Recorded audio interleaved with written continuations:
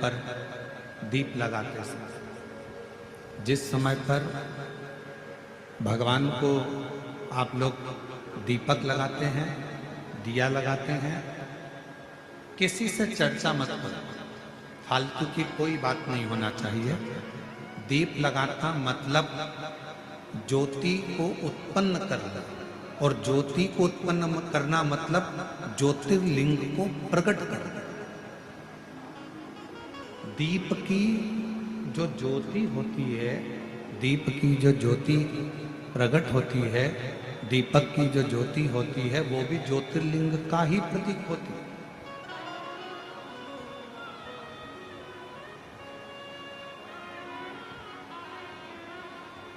दीपक की जो ज्योति है वो ज्योतिर्लिंग का ही प्रतीक है, ज्योतिर्लिंग का प्रतीक। इसलिए दीपक लगाते समय व्यर्थ की किसी से बात ना करी जाए।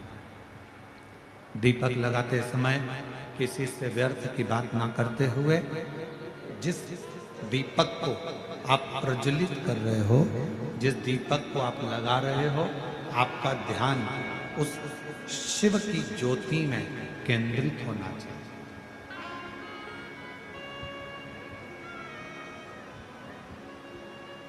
भगवान शंकर की ज्योति में आपका ध्यान केंद्रित।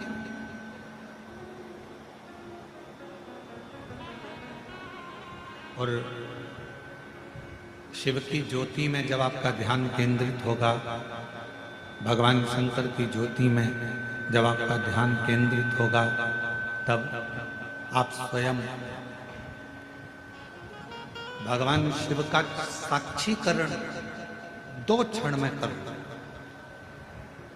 तो दीप जलाते समय चाहे मंदिर में दीपक लगाओ, चाहे घर के अंदर मंदिर में दीपक लगाओ, चाहे बेलपत्र के वृक्ष के नीचे दीपक लगाओ, चाहे आंवले के वृक्ष के नीचे दीपक लगाओ, चाहे आप घर के दरवाजे पर दीपक लगाओ। दीपक लगाते समय तुम्हारा ध्यान केंद्रित दीप में जो ज्योति है, ज्योति में जो शिवलिंग है, ज्योतिर्लिंग है, उस ज्योति का दर्शन करते समय अपने ध्यान को केंद्रित करो। दूसरा, भगवान शंकर को, सूर्य नारायण भगवान को, तुलसा महारानी को, बेलपत्र को, आंवले के वृक्ष को, पीपल के वृक्ष को, बट वृक्ष को, शमी वृक्ष को जब आप जल चढ़ाएं, तो जल चढ़ाते समय भी व्यर्थ की बातें ना करते हुए, जल चढ़ाते समय जल की जो धार है, उस धार पर अपना ध्यान केंद्रित होना चाहिए।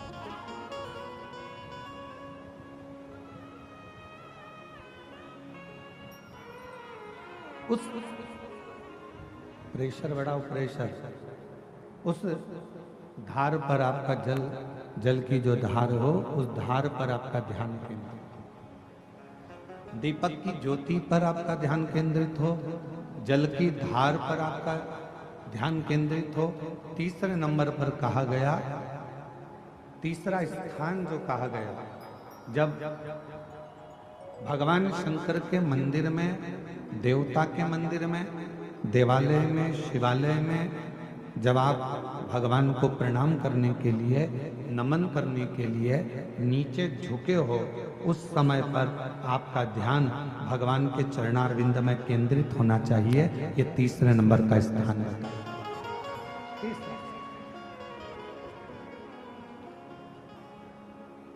ज्योति, थोड़ा प्रेशर खोल दे भाई। ज्योति,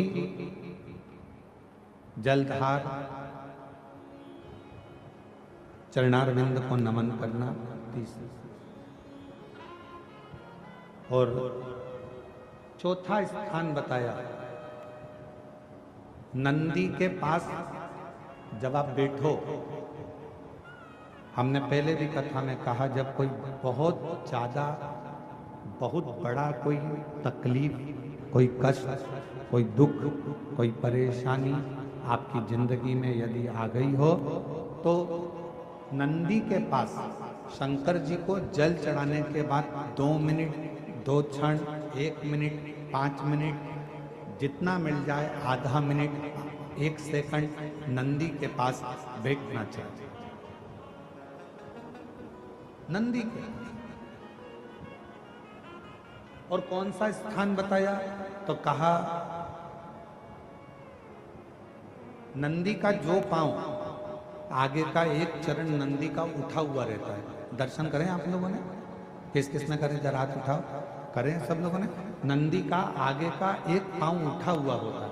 तो नंदी, जब तुम कोई विषम परिस्थिति में हो, बहुत टेंशन में हो, बहुत तकलीफ में हो, बहुत कष्ट में हो और बहुत ज़्यादा कोई डिप्रेशन में हो, कोई चिंता में हो, कोई बात अगर तकलीफ की है, तो नंदी का जो पांव उठा हुआ रहता है, उस पांव के पास में थोड़ी देर, नंदी के साइड में थोड़ी देर, 1 सेकंड, आधा सेकंड, आधा मिनट, 1 मिनट, 2 मिनट, 5 मिनट, जितना आप बैठो और थोड़ी देर बैठकर बाबा की ओर ध्यान को केंद्रित करो और अपने मन की बात कह दो।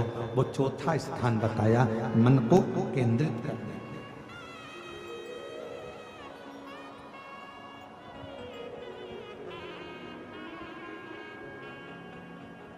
पांचवा स्थान, जब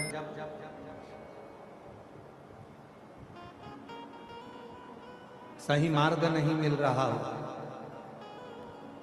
कोई सही रास्ता नहीं प्राप्त हो रहा हो, सही मार्ग नहीं मिल रहा हो, तो पांचवा स्थान, यदि मेरे महादेव के शिवलिंग के ऊपर जलाधारी लगी हो,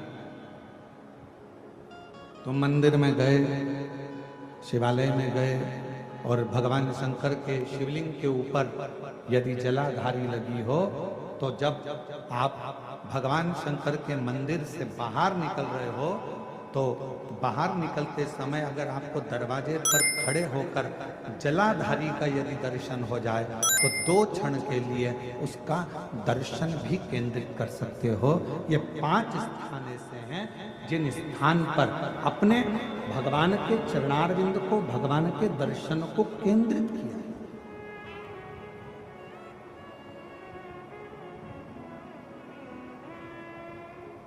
पांच सभी लोग बोलेंगे साथ में। पहला, जम के बोलो जरा, जम के बोलो, आवाज नहीं आ रही है।